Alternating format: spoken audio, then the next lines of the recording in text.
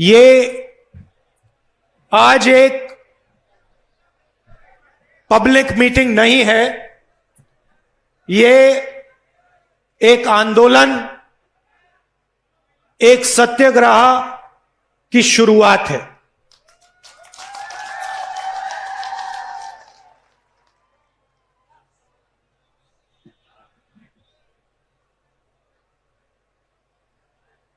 दो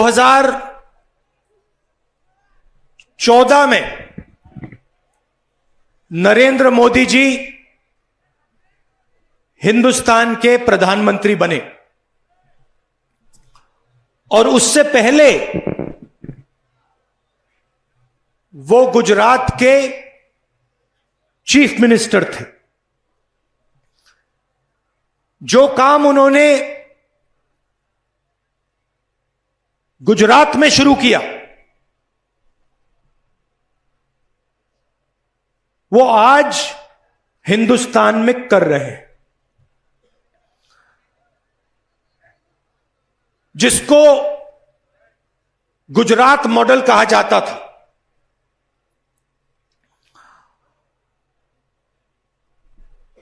आज दो हिंदुस्तान बन रहे हैं। एक अमीरों का हिंदुस्तान, उसमें चुने हुए लोग हैं, बड़े बड़े अरबपति, ब्यूरोक्रेट्स,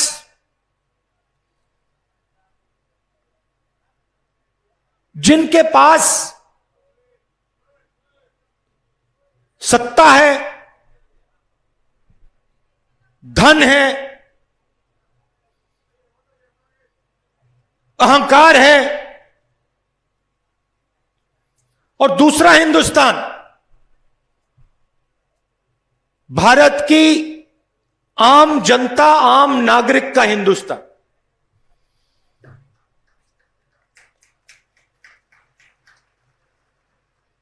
पहले यह गुजरात में टेस्ट किया गया और उसको हिंदुस्तान में अब लागू कर दिया है। कांग्रेस पार्टी दो हिंदुस्तान नहीं चाहती है। हमें दो नहीं चाहिए, हमें एक हिंदुस्तान चाहिए और उस हिंदुस्तान में सबका आदर होना चाहिए, सबको अपॉर्चुनिटी मिलनी चाहिए, सबको शिक्षा मिलनी चाहिए, सबको अस्पताल, स्वास्थ्य की सेवा मिलनी चाहिए।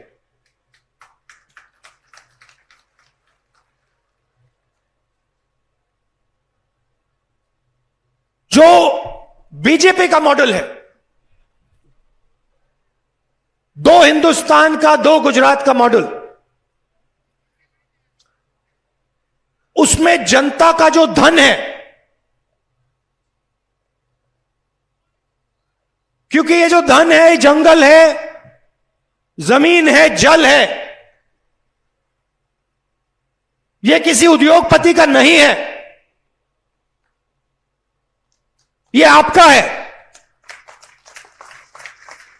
आदिवासियों का है, गरीबों का है, कमजोर लोगों का है, हिंदुस्तान के हर नागरिक का है। मगर इसका फायदा आपको नहीं मिलता है। प्रधानमंत्री ने लोकसभा में पूरी दुनिया के सामने मनरेगा का मजाक उड़ाया। कहते हैं मैं इसको रद्द करना चाहता हूं मगर नहीं करूंगा, क्योंकि मैं चाहता हूं कि देश को याद हो कि कांग्रेस पार्टी ने क्या किया था।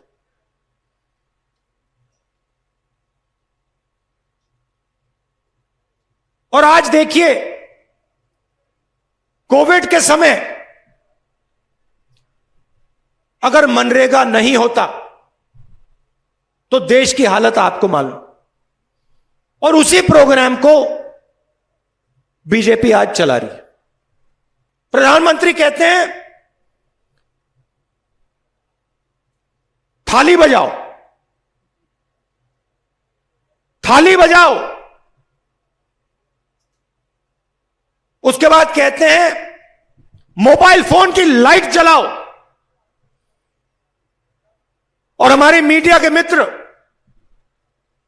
यह सवाल नहीं उठाते कि गुजरात में 3 लाख लोगों ने दम तोड़ा है। यह नहीं कहते कि गुजरात में 3 लाख लोग मरे हैं। यह नहीं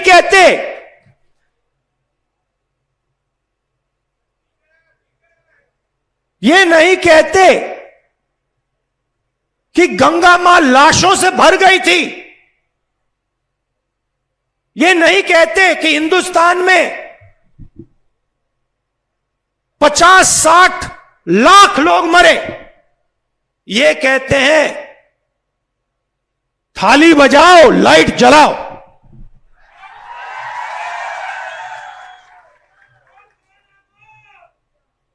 और फिर टीवी पे आपको किसी आदिवासी का चेहरा नहीं दिख सकता। कभी देखा आपने आदिवासी नेता का चेहरा टीवी पे? आपको गरीब व्यक्ति का चेहरा नहीं दिख सकता, किसान का चेहरा नहीं दिख सकता, छोटे दुकानदार का चेहरा नहीं दिख सकता। नरेंद्र मोदी का चेहरा दिखेगा। और इस देश में किसी का चेहरा है ही नहीं। 24 घंटा एक ही चेहरा आपको दिखेगा। आपके दिल में जो आवाज है, जो गुजरात के हर आदिवासी के दिल में है, आपके दिल में, आपके अंदर बंद है। रोज यह आवाज आपके अंदर बंद रहती है। हम इस आवाज को इस आंदोलन के माध्यम से सड़क पर उतारना चाहते हैं, बाहर निकालना चाहते हैं।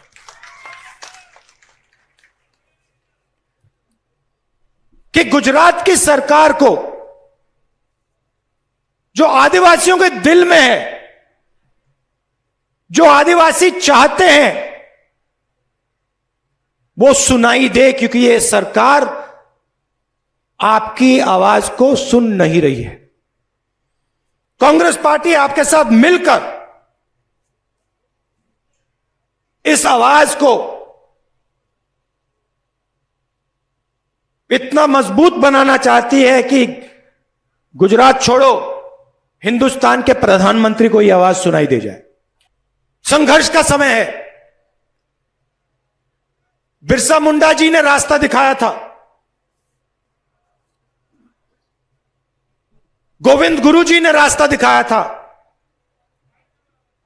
अब गुजरात के आदिवासियों को, खासतौर से गुजरात के आदिवासी युवाओं को एक साथ मिलकर संघर्ष करना पड़ेगा। कांग्रेस पार्टी के साथ मिलकर संघर्ष करना पड़ेगा। बीजेपी की सरकार आपको कुछ नहीं देने वाली है, आपको लेना पड़ेगा।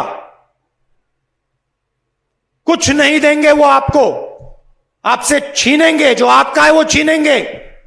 अब आपको जो आपका है उनसे छीनना पड़ेगा। और बिना डरे, यहां जिग्नेश बैठा है, पहली बार मैंने सुना आंदोलन करने के लिए परमिशन की जरूरत है। सिर्फ गुजरात में, और दुनिया में कोई ऐसी जगह नहीं है जहां पे भैया आंदोलन करने के लिए परमिशन की जरूरत है। 3 महीने की जेल दे दी। मगर मैं जिग्नेश को जानता हूं, इसको आप 10 साल की जेल दे दो, कोई फर्क नहीं पड़ने वाला।